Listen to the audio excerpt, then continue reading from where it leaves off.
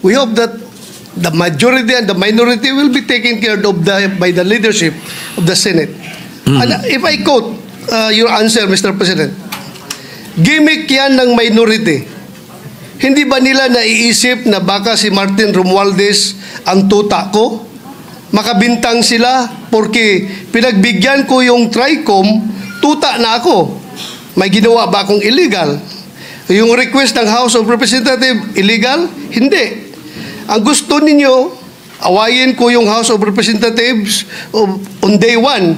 Mamatay sila sa sama ng loob. So, malungkot lang ko ito, dalawang punto, Mr. President.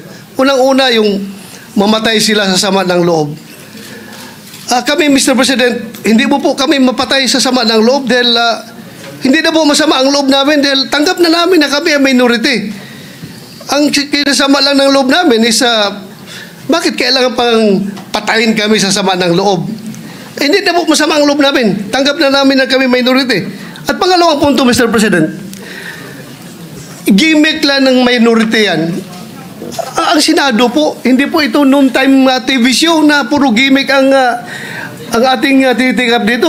Kami po ay nag-raise dito ng legitimate issues which requires legitimate attention.